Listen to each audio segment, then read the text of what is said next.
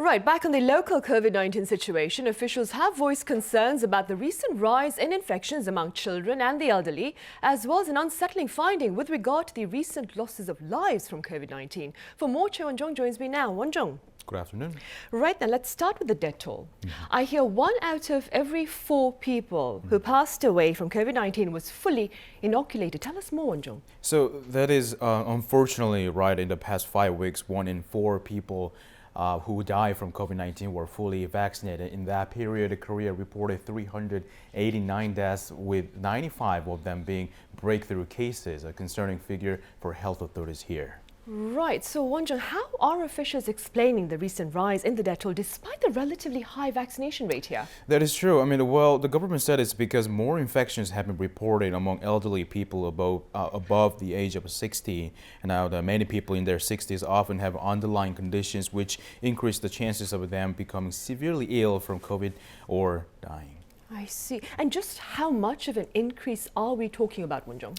Okay, let's dive deep into this. According to the reports on Tuesday, from October 24th to 30th, 420 cases that week were reported in the seniors age over 60. That's an 18.3% increase from the previous week. Now, this is the first time that over 400 cases involving people in this age group were reported. Right. But Won-jong, many of them were inoculated fully, right?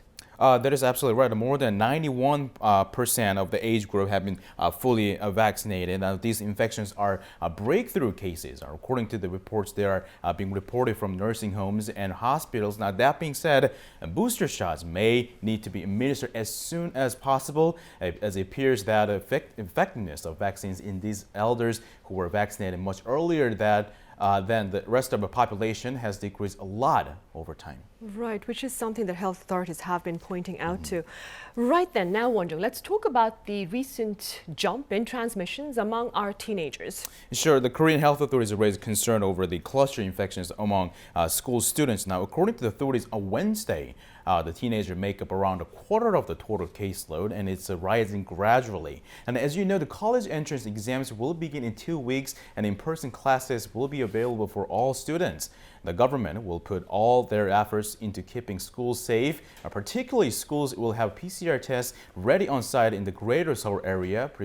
Preventative support will be ready for those classes with full capacity. But also, I want to point out the majority of children in that age group have not yet been fully vaccinated, which makes very vulnerable when it comes to large outbreaks. Now, looking at the vaccination reservation rate in 12 to 15, it's less than 28%, but the reservation rate for 16 to 17 is much higher, with more than 65%. So we'll see how that goes. Right, hopefully it will continue rising though. All right, Won-jong, thank you for now, but stay with us for the broader talks later. Of course.